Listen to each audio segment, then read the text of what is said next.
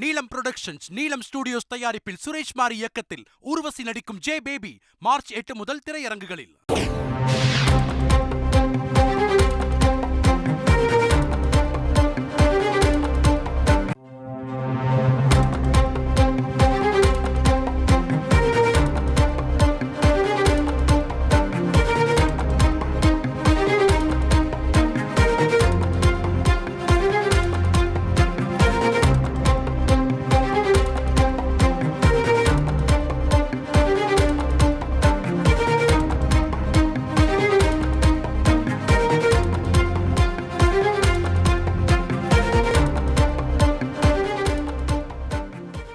சென்னையில் பேருந்து, புறநகர் ரயில், மெட்ரோ ரயில் என்று அனைத்திலும் பயணம் செய்ய ஒரே டிக்கெட்டிற்காக தனியாக செயலி உருவாக்க டெண்டர் கோரியது சென்னை ஒருங்கிணைந்த போக்குவரத்து குழுமம். இது பற்றின கூடுதல் விவரங்களோடு நமது செய்தியாளர் பாஸ்கர் இணைகிறார். வணக்கம் பாஸ்கர், இதன் முழு விவரங்களை பதிவு செய்யுங்கள்.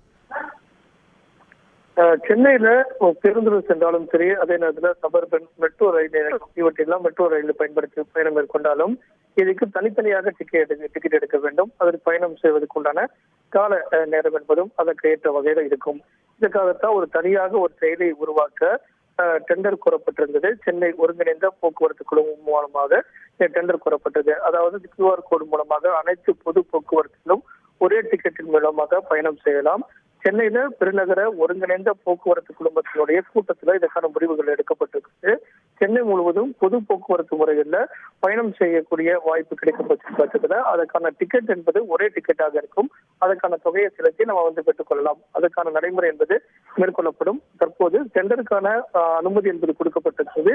இதன் மூலமாக சரியாக ஒரு செயலி உருவாக்கப்பட்டு சென்னையில பேருந்து, புறநகர் ரயில் மற்றும் மெட்ரோ ரயில் இவை அனைத்திலுமே பயணம் செய்யக்கூடிய அளவுல ஒரே டிக்கெட் பயன்படுத்தி பயணம் செய்யக்கூடிய அளவுல இந்த செயலி என்பது உருவாக்கப்படும். அதற்கான டெண்டர் என்பது அறிவிக்கப்பட்டிருக்கிறது. அந்த டெண்டருக்கான ஒப்புதலும் தற்போது கொடுக்கப்பட்டுள்ளது. விவரங்களுக்கு நன்றி பாஸ்கர்.